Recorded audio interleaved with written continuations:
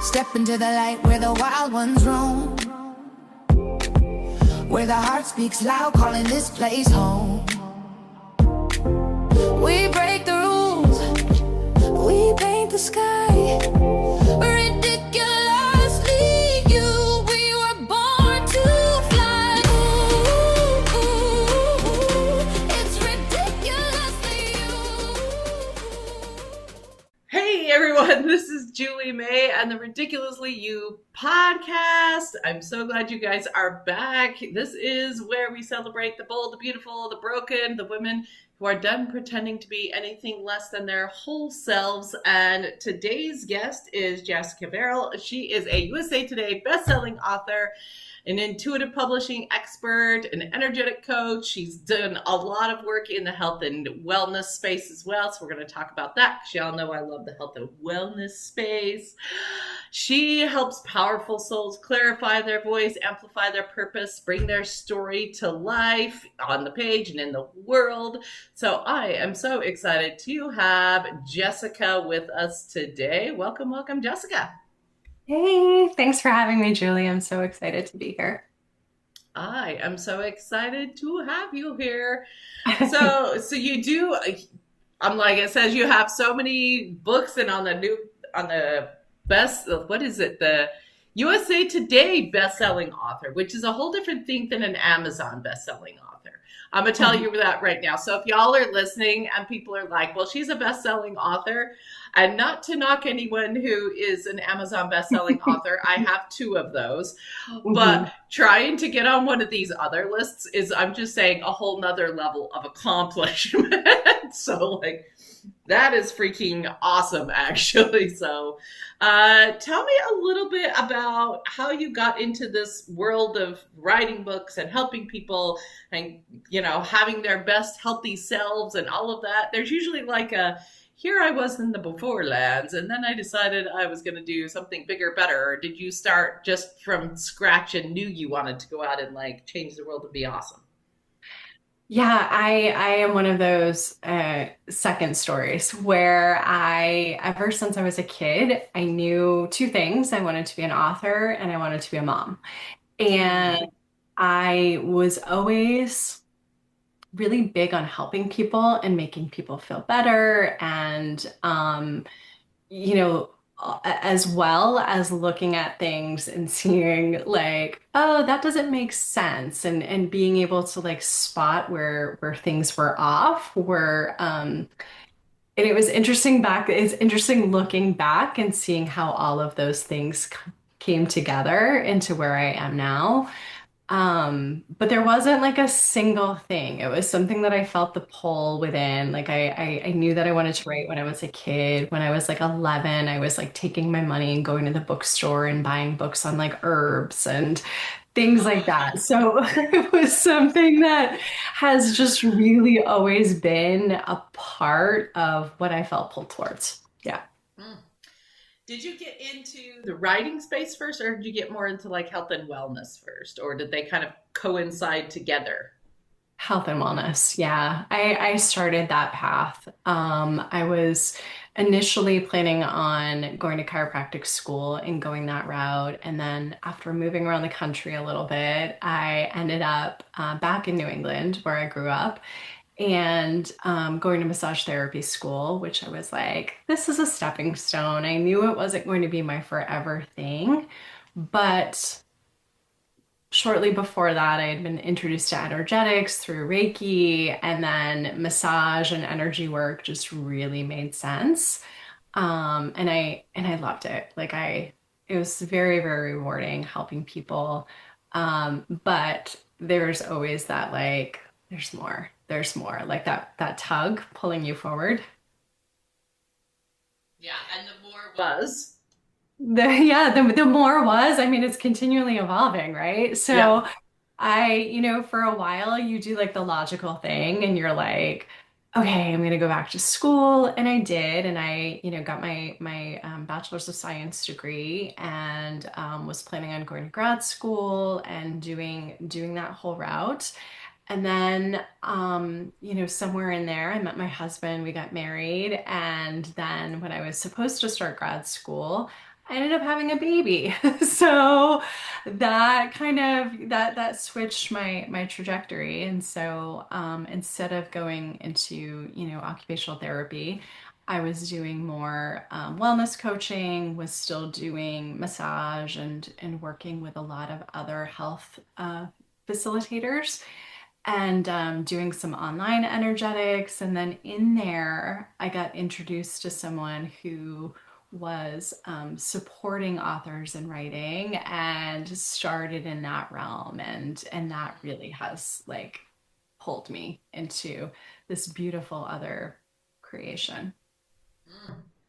What do you love about working with authors? Oh, so much. It is just such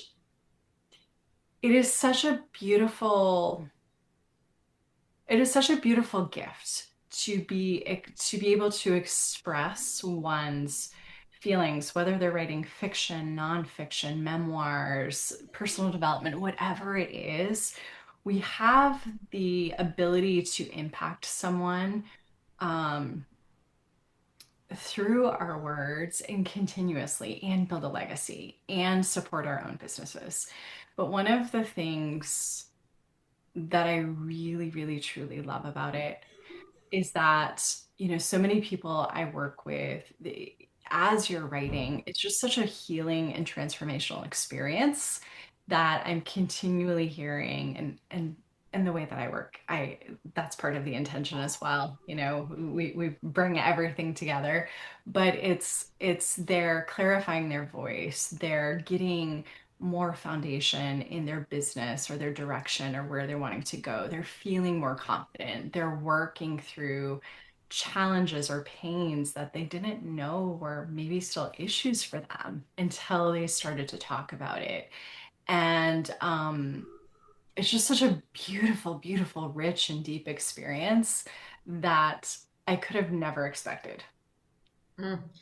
So I've found that when people are writing, especially if they're writing their own story or something that's like very personal to them, they it can bring up a lot of triggers. It can be like very difficult to go there emotionally. Do you ever see your healing work coming in and through with the book writing thing? And how do those kind of support each other with that?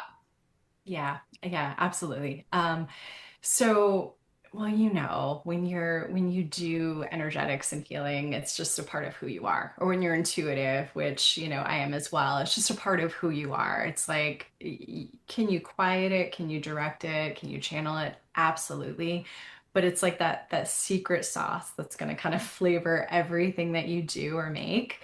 And so within working with clients, we're really looking at, I can often feel when there's something coming up for them anyways. And so it's kind of, bringing that up, working through things, not in a sense where it's like coaching so much because these are very like self-driven people that I'm working with. They're writing books and becoming published and all of that. It's just acknowledging those things and maybe giving a different perspective or shifting the energy in the container slightly so that things start to um, flow a little bit more easily. And it's also comes through in terms of really so many of the strategic decisions as like, you know, here would be a really good angle for you, or I think this would be a better, cover, or like really using that piece to help hone in and get their energy as clear and prominent and focused as we can through that. It's just it's such a fun it's so fun how it comes together. And yeah. Yeah. So how long have you been coaching on books? It has been, well, in February, it will be 4 years. 4 years. So you've mostly been coaching in the land where AI existed. Yeah. Mhm. So how does Um, that integrate? Because I guess maybe ChatGPT was maybe a year or two after mhm. that. So how has that changed the way people write? Are they still writing like every word of their own? Are they AI integrating? Are they like, what's your philosophy on that? Because that becomes a different, like I can see it as being helpful and I can see it as being it's not the same process as writing all the words yourself. So tell me your thoughts on AI in that process for people. Yeah, I love this question. And it's so polarizing because, especially in the writing world, there are people who are like, yeah, it's great. And there are people who are like, never, you know, Yeah. that's not okay. That's not writing. I land somewhere in the middle. Interestingly enough, like I think that AI has its place. I really feel when you use it in integrity and with um, the intention that it can really help you. It can really help you. And the way that that looks for me, or the way that I see that, is that, if you want a little bit of support with ideas for character development, if you're writing fiction, or if you are wanting, I use AI quite a bit myself to help organize my thoughts. I have Mm, so many ideas and so many things that I want to do, and having something where I can funnel it in and like, okay, help me organize this. These are my goals. And I yeah. think in the same way with writing a book, where a lot of people, they do come and they're like, oh, I have this idea and it's like here, or then their book goes over here, and it's like it's very disjointed, or it's really like the idea of like five books that they're trying to compress into one. Having the support of AI be like, okay, let's like flesh this out a little bit, and working back and forth. However, if you're like, I want you to write me a book about X, Y, and Z, that, I tend to not agree with as much. Currently, it's not, because to me that you haven't written it. You have the idea or the theme, but that's not actually writing it. So if you're using it to support yourself and to help get things moving, organize thoughts, get clarity, character development, or doing things like help me phrase this back cover a little bit differently. I want it to say this, and to give suggestions. I think it shines there. And I think that it can be a really supportive mirror and feedback, and catalyst for a lot of authors to just refine their work in a way that maybe wasn't accessible for them before. Yeah, I use it in a very similar way with my clients. I don't do book writing stuff. That's not my jam right now. But like I do help my clients create like their coaching programs and stuff. And one of the things I'll have them do is just like put it on record and just like free talk about like how they actually help people. Like just talk about it and just be like, okay, usually I do this. And then, I learned this thing, but this is my way of doing it. Cause I always like them to have like, it needs to be like your way of doing it. And once they've talked it all out and it just goes in, then ChatGPT or whatever one you're using, Gemini or whatever, can go, okay, here's the organized thing. Here's the patterns I'm seeing. And then you can go, oh, okay, that is what I do every time. Or you can go, actually, I would reorganize this, but it helps you organize things. And if you're somebody with like ADD or something like that, which, I have and a lot of my clients have, it helps you get organized when you feel like you're scattered everywhere and you have all of these ideas, just like you were saying with like the books. It's like, that was actually 5 books worth of ideas. Yes. But here's how we can make them integrate together. And look, that's even better. Now you have ideas for a 5-book series. Fantastic, right? But having somebody like, not somebody, but like a tool to use that's going to help organize what all of their own original ideas look like, I think can be massively, massively valuable.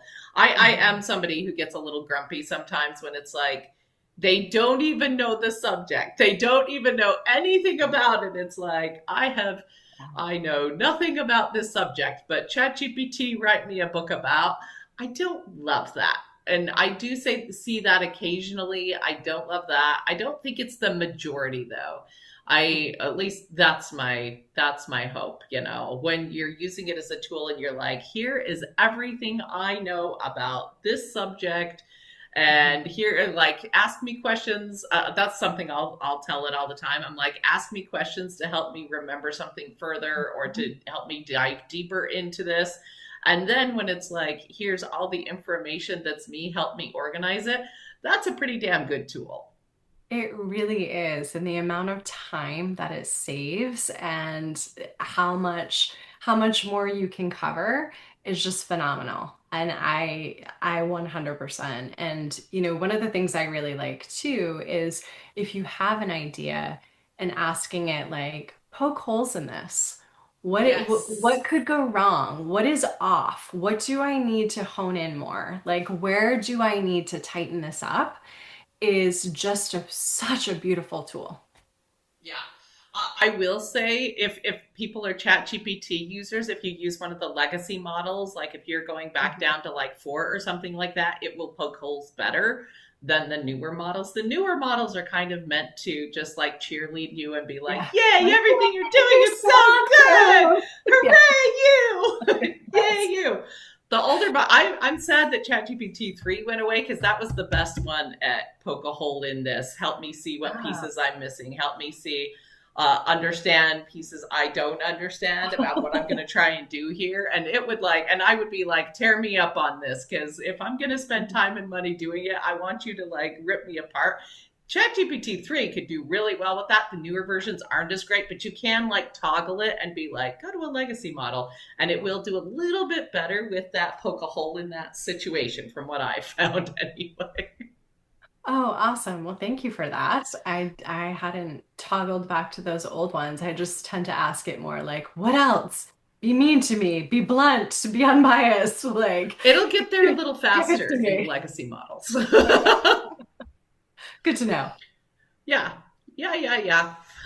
So if anyone's like an aspiring author out there, what are the biggest things you tell people all the time? The things you find you're saying like on repeat. You're like, okay, they need to know this, they need to know this, they need to know this. Give us some of those. Yeah. So I work mostly with authors who are in the nonfiction space and they have businesses, whether they're coaches or running agencies or whatnot, and their book is an expression of that in some way or another. So it's really, but this is true for across the board. Before you start like jumbling thoughts and doing all of this, get really clear on the strategy and where you're going and why and what you want this book to do or who you want to speak to.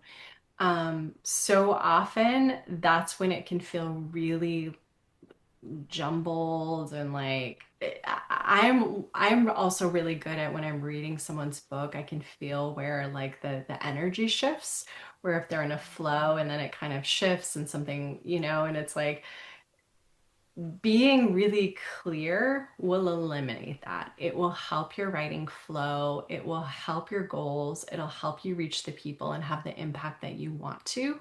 But so often creatives resist that, right? They resist the structure in so many ways. Not always, but a lot of them will, or the intuitives, or they're like, let me be free and let me just do it how I want to. And it's like, you're actually hurting yourself. If you can look at the big picture and then bring things down from there and flesh that out a little bit more, um, it's just going to make everything so much better.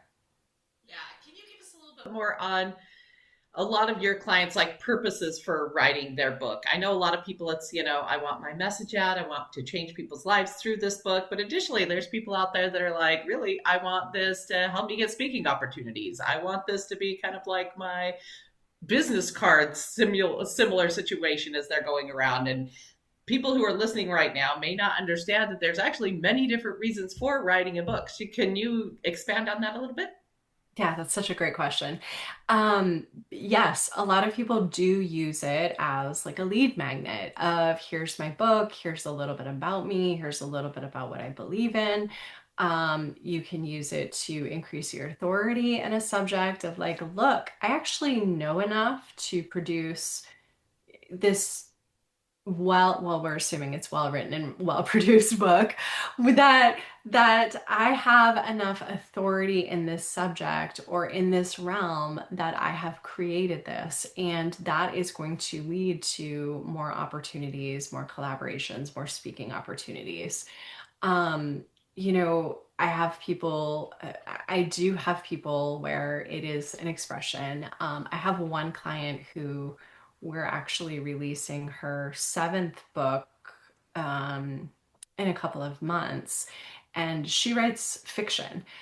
She writes young adult fiction because she's an attorney, and things that she has seen, she writes into fiction. And it's her Oh, way okay, that's of nice. having a voice and calling out these different components of injustices. And it's not like, word for word or, the exact scenarios, of course, but she fictionizes themes that she has seen. And so it's her way to have a voice. But for most of the people that I'm working with, it is like, a business card. You are able to produce something once and it's going to continue creating for you. It's continually circulating. It's a part of a legacy. It's a really great way to open up new opportunities, whatever that looks like for you. And for some people, it's courses or speaking or leading back to their one-to-one. And for other people, it's they're wanting to have the impact. And it that threads into all of it too. But yes. So, why would somebody want to hire a coach through doing their book instead of doing it on their own? So I know a lot of writers are like, they're very like, I'm just going to hole up in a cave for a little while. I'm going to write my thing and then, come what may. What's the benefit of having somebody help you through it? What can you offer them that they're not going to get just hidey holing away and trying to type it out? Yes. So I specifically, myself and the business I founded, we specialize in doing more of the strategy. So the strategic overview, the connecting things into your business, the visibility piece. So, here's what you're going to want to do with it based on your goals. Here's what I would recommend, as well as the execution. So, if you are wanting to have more control over the production process, the creative process, traditional publishing probably isn't for you. And self publishing, like totally on your own, can be very daunting because there is a lot of different steps and there are a lot of things to learn. So, by working with us, it's like, here, take this thing that I've invested all of this time into, and either make sure that this is strategically in my infrastructure in a way that I need it to be, or help me switch up my messaging, or help me, dial this in, or take it and help me get it out into the world in a way that is like very high quality production and I'm going to feel proud of. So it's it's either setting you up properly in either direction. Yeah. What do you think the biggest thing that has come from you writing your books and having them out there personally? Hmm. Um, I have, I have so many people. For me, so much is everything that really motivates me is impact, truly. Like that is something that I've known to the core of me since I was a kid. Like I was here to make things better. I was here to do things differently. I was here to shake things up. And sometimes people think in order to have impact, you need to be like Brene Brown and, traveling and does she have an impact? Absolutely, 1000%. But you also have a lot of impact by the the people that you are able to influence and to help and how that ripples out, right? And so often we lose sight of that. And so for me, so much comes back to the impact that I have on other people. So while I'm helping people get their voices out and stand more into their truth and their visibility and their power and having something that is going to help their platform rise, that ripple of impact is huge. As well as what I'm doing when I'm writing and how that is getting out there. More tangible things, invitations to, co-facilitate retreats and being on, more podcasts and newspapers and not newspapers, magazines. Newspapers still exist. I don't know. That kind of slipped out, and I was like, wait, no, no, no. That's not the word I meant, but cool. Yeah, It's still a print publishing. right. That's why we have editors. Yeah. Um, so there have been a lot of things like that, a lot of requests for collaborations, and yeah. What are you hoping to do in the future? Like, if you could have the magic wand and Jessica gets whatever is like the biggest dream possible that looks super aligned for you in the next 5 years, what does that look like? Oh gosh. How long do we have for this question? So I don't know that all of this will happen in 5 years, but ultimately with House of Inigo, with the publishing company, we're really branching into a couple of different arms of it. So, the hybrid publishing execution and support, the strategy and the visibility. I hope to bring on some people who can support clients in that and having it done for them. Whereas right now I am more creating it and they're implementing it. But eventually, I really have a foundation I want to create. Um, I knew that was going to get me emotional. I really have a foundation that I'm wanting to create to support more people in transitions within their lives and helping them through either times of grief and loss or mental challenges or things of that nature. I think that there's a lot that's lacking in our communities and our societies um, from a holistic perspective in helping people get resources to truly heal and support them through the big challenges of life. So what are you hoping that looks like? Like, let's say I'm in a community that you serve. I'm having a big struggle with like some mental health issues. I don't have a lot of money. What are you hoping that looks like for that person? Yeah, so there's a couple of different components of it. So one is really having a network of trusted professionals who have either, volunteered their services or they're subsidized and who are able to step in and support that person. I also look at things as like monetary support. I would love to be able to support with things like that. I mean, for so many people, the a health incident or the loss of a loved one can completely derail them on top of everything that they're already going through. I just feel like there's a lot lacking in our world. I also, foresee doing things like more connected retreats and courses and programs and things like that where people are really just having that space to envision what health looks like for them and support in that process. So, and of course there's writing woven through all of it because why wouldn't there be? Um, I love that. That is so beautiful, and I do agree that we need more help in that area.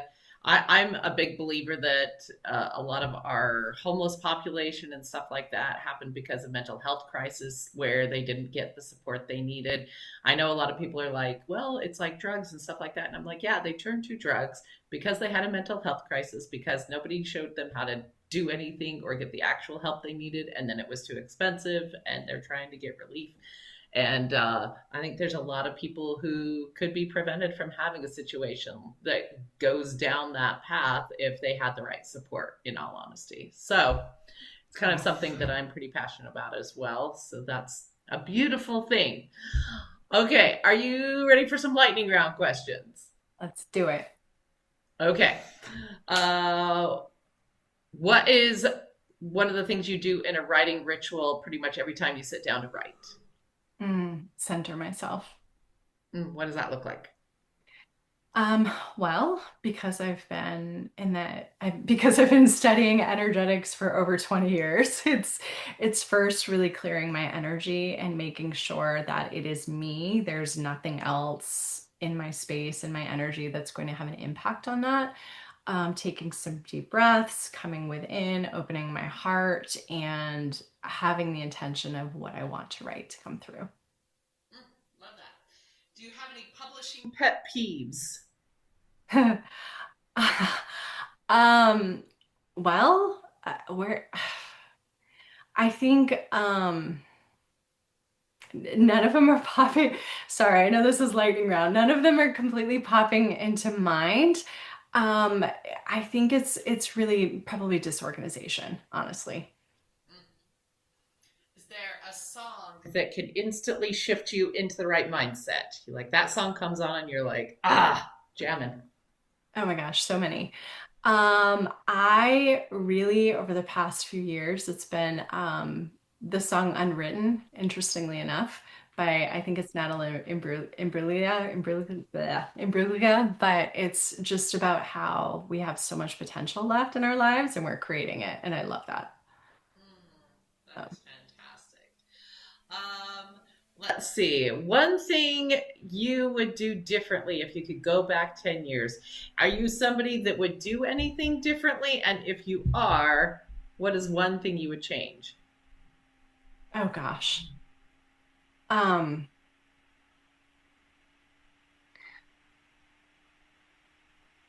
I think, I don't even know if it's possible, but sorry. It would be more related to perhaps altering the future, and still having some of my loved ones here. Mm, Yeah. Yeah, that makes plenty of sense. Yeah. Um, let's see. What's a ridiculous wellness trend that you tried and loved? So something that was like, it sounded weird. Other people were like, what on earth are you doing? But it was like the thing that really like you loved. That's me. I've done like I do fasting. I have an infrared sauna in my family room. I work primarily with naturopathic doctors. That's me. Oh, Like the whole thing. If it all of sounds like unconventional, that's probably the more correct path for you. it. Yes. I resonate with that so much. Let's see. What's your favorite way to get grounded really fast? Going outdoors and walking. Yeah. Mm, yeah, yeah, yeah. And if you had one more message for our audience, they could take away one thing from today, what would it be? We are not, we so often get caught up in what our circumstances are right now and how challenging things are, and earth can be really, really hard. I actually like tend to call this ghetto sometimes down here, because I really think I think in a lot of ways it is. But we are not, this is just a blimp. This is not truly the depth of who we are. And when times are hard, or when you're looking for that voice or that clarity, or not wondering why things are going a certain way, to connect with that bigger part of who you are, because it's there and it really can be so supportive.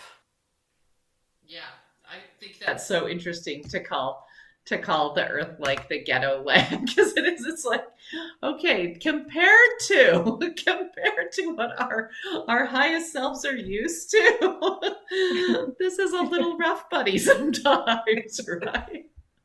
That's too funny. I have never heard anyone describe it that way, but I can totally understand where you're coming from with that. If you understood, like, the Yes. greatness on what that realm feels and looks like, it's a little rough, buddy, sometimes. But it's It's such a not good rough. learning experience. That's kind of how I see it. I'm like, you know what? My belief is I chose to come and experience this to learn and grow in a certain way in this circumstance that I couldn't learn any other way. And like my job here on this planet right now is like I have one job, and that is to learn and grow and love to my best ability. And that's it. That's my whole job here, Yes. right? Yes. Absolutely. And it's perspective. Perspective is everything, and being present. That has been a huge thing for me through, I've been in a really big grief journey this year. And being present and in the moment is what has gotten me through some of the hardest times. Yeah. That is a great message for everyone out there because, grief hits in such interesting ways. Like my mom passed away last year, and it has been interesting to kind of watch different family members like handle it. And I don't know if handle it is the right word, but like express it or showcase what they're feeling and going through differently. But it like grief has no like agenda. It doesn't go in an order. It's not logical. It sits in everybody's body differently. And, being able to connect and get grounded and do be present. Like this is, right now I'm sitting here and I'm talking to Jessica and we're having a connection here. And when this airs later, I'm going to be connecting with the audience out there. And that is that present moment because that is what we have, right? We don't have, past is like an amalgamation of stories we associate with memories, and future is, whatever we have right here, right now. I have this second and this second and this second to be present and actually be alive. And I think that's what, being present does is it teaches you what being alive actually is. So well said. Absolutely. Yeah. Well, thank you. Thank you so much for coming on. Jessica, where can people find more of you? I'm on pretty much all social media under Jess Verrill, and my publishing is House of Indigo. Our website is House of Indigo Collective, and we've got all kinds of info there. Okay, you guys will see all of the links below to find her more easily. If you guys are looking for somebody to help you get through some writing process, you've got a book coming, definitely go follow her, connect with her. I am so glad that you came on and shared all of you with us. I appreciate you and your time so very much. And for everyone listening, if you loved this episode, make sure to like, subscribe, download, share it with a friend, connect with all those people out there who just need to be more present or have a bigger story of being an author and want to get out in the writing world, get out and have your inspiration and your message heard. Make sure you share this with them. And with that, this has been Julie May and the Ridiculously You podcast, reminding you to love even the ridiculous parts of yourself. Bye. Share the spark, take it higher. Hit subscribe, bring a friend. Let the wildness never end.